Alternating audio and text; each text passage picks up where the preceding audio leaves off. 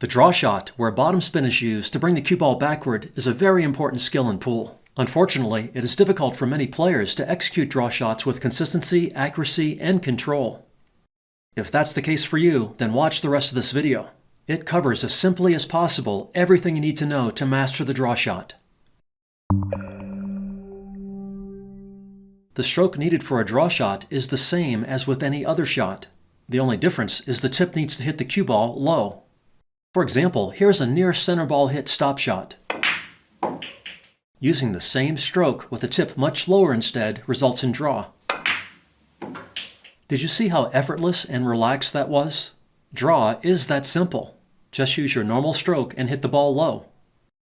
Now, speed is also important, as covered in this excerpt from my Everything You Need to Know About Cue Ball Control video. All videos and resources mentioned in this video can be found below in the video description or pinned comment. Even with a very low tip position, if you hit the shot too slowly, the backspin will wear off and the cue ball will develop full roll, resulting in a follow shot. The only way to get draw is to hit the cue ball low with enough speed to retain backspin on the way to the object ball.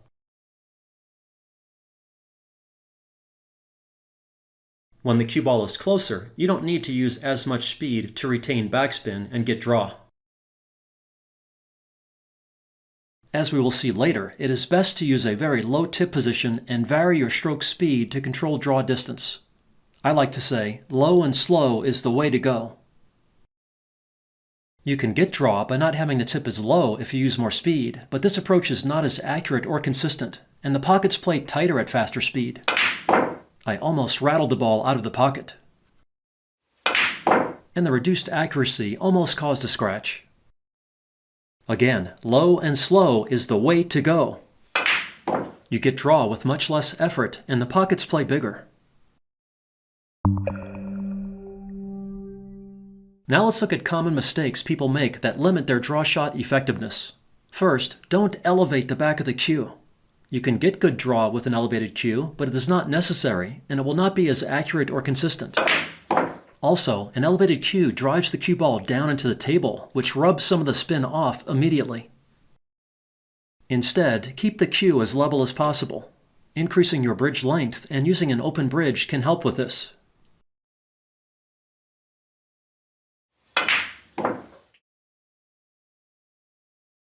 Another common mistake is rushing the stroke like this. Instead, use a slow backswing, a non-rushed transition to the forward stroke, and smooth acceleration into the cue ball like this. In slow motion, you can clearly see the non-rushed and smoothly accelerating stroke. Probably the most common mistake with draw is tensing up during the shot like this. Maybe you've seen this before, perhaps when watching a friend. Anytime you scoop the ball in the air like this, it is usually caused by tightening the grip, which lowers the tip. And if you tighten up your entire arm, the cue tip will lift up like this. I call this cue swing. Swing. Tightening the arm can cause the tip to hit the cue ball higher than you intend, resulting in little or no draw. You can also hit your chin with the cue like I did here. A closed bridge can help limit this by putting a band-aid, your index finger, over the top of the cue, but it is much better to heal the technique flaw wounds instead. The closed bridge kept the cue from rising, but tightening the arm was still problematic. Instead, keep your grip and arm as relaxed as possible during the entire stroke. A final common error is collapsing the shoulder, causing the elbow to drop during the stroke into the cue ball. I call people who do this rail bangers for obvious reasons. Obviously, if you drop your elbow before cue ball contact, the tip will not hit the cue ball as low as you intend. I was addressing the ball well below center, but the elbow drop caused the tip to actually hit the cue ball above center. Instead, keep your shoulder locked and elbow still during the stroke into the cue ball. Did you see how still my elbow was during the forward stroke into the ball? For most players, it is best to keep the shoulder still with no elbow drop during the entire stroke. This will prevent you from dropping your elbow during the stroke into the ball. My top 10 draw shot secrets video covers these and other common errors in detail, so check it out if you want or need more help and advice. The best way to control draw distance is to use a low tip and vary your stroke length. This approach is covered in detail in this excerpt from my Draw Control Secrets video. Here's a good drill you can use to develop and improve your draw distance control. Use the same low tip position for every shot. If you start with a very short stroke, you won't generate enough cue speed and the backspin will wear off on the way to the object ball. In slow motion, you can see the backspin wear off early, resulting in slight topspin and follow. Now, gradually increase the stroke length to create more speed to retain more backspin. I mark each target draw distance with a golf tee. Here, I need a stop shot, so I use only a slightly longer stroke than the previous shot. Now I push the target back more, requiring a slightly longer stroke. If you end up within a ball or two of the target draw distance, call that good. It is very difficult to control draw distance precisely. Again, I continue to increase my stroke length to increase the draw distance, keeping everything else the same.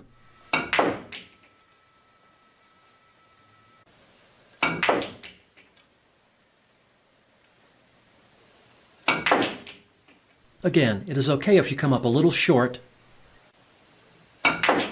or go a little long. Try to gradually get closer and closer to the side pocket with the eventual goal of scratching. Here, I'm trying to fall just short of the pocket.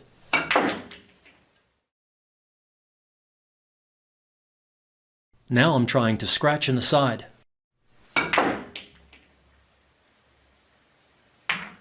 To scratch in the side with even more speed, I need to accelerate over my entire bridge length.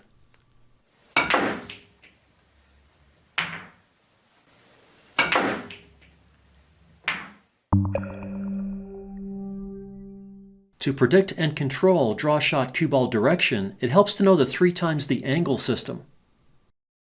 Here's an excerpt from my Everything You Need to Know About Cue Ball Control video that covers how it works. We know that for a straight shot with backspin, the cue ball draws straight back. And with a thin hit, backspin has very little effect, and the cue ball stays close to the tangent line. For all shots between cut angles of 0 and 40 degrees, which is a fairly wide range, the total angle the cue ball draws back with a good action draw shot is 3 times the cut angle. To use this system, you first need to be able to hit good action draw consistently. Here is how it is defined. For a half ball hit center to edge shot, good action draw causes the cue ball to come back at a right angle or 90 degrees relative to its original direction. The reason for this is that a half ball hit is a 30-degree cut angle, and 3 times 30 is 90. You can use your cue to visualize the 3 angles at the table. First, place the tip at the ghost ball position and point your cue at the pocket. Then visualize the cut angle of the shot by imagining a line through the center of the cue ball. Focus on visualizing the angle as a piece of pie. Now duplicate that pie angle on the other side, and then duplicate it once more for a total of 3. You can also measure the angles with your hand like this, moving the angle distance along an arc with the center of the arc at the ghost ball. The final line will show you the direction a good action draw shot will head. Here's another example with a much smaller cut angle than before. Again, you just copy the cut angle twice to find the good action draw direction. When you are faced with a draw shot situation in a game, the 3 times the angle system can be very helpful. For example, here, with ball in hand, it guides me to decide where to place the cue ball. I first visualize the direction I want the cue ball to head. Then I find the midpoint between this line and the line to the pocket. Then I measure this angle and mirror it to the other side of the pocket line. Here, I am visualizing the 3 angles just as a final check. Now, all I need to do is execute a good action draw shot. I got a little unlucky there and didn't end up with a shot at the 11 or 14, but I got the breakout. I could still go for the 11 using the corner 5 system linked below.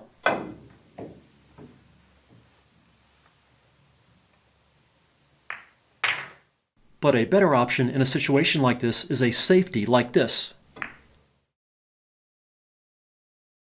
Or even better, like this.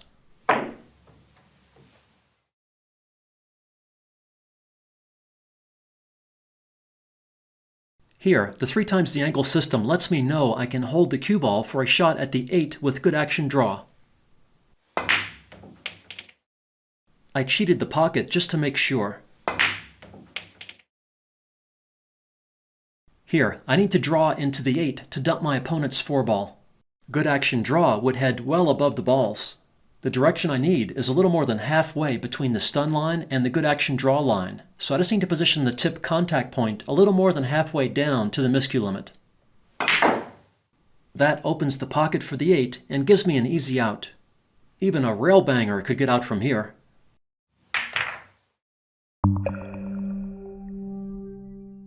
There are many useful draw shot drills in my Top 10 Draw Secrets and Draw Control Secrets videos to help you develop and improve your technique.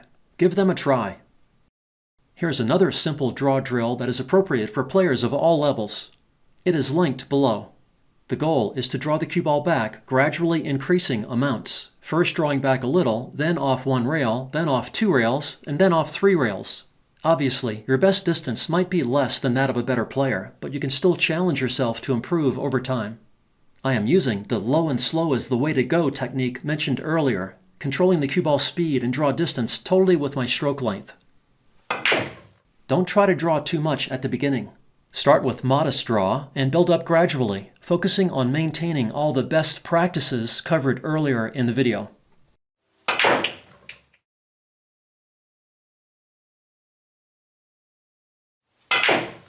Getting to the second rail is very difficult on a table with soft cushions like this.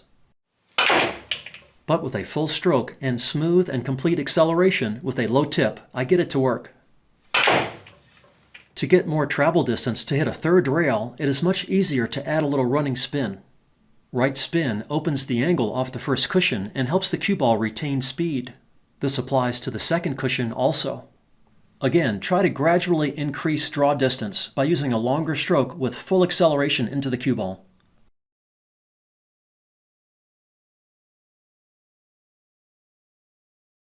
This is the best action I could get on this table, really pushing the miscue limit and accelerating smoothly and completely over the full stroke length. On a bouncy cushion diamond brand table with new fast cloth, you should be able to get much more distance. Give the drill a try on your table and see how you do. Again, the goal is to increase the draw amount gradually and with control. For many more videos and much more help with draw shot technique, see the Draw Shot Advice and Drills resource page linked below in the description or pinned comment. These resources should help bring your draw skill to the next level. Have fun with the drills and good luck with your game from Dr. Dave.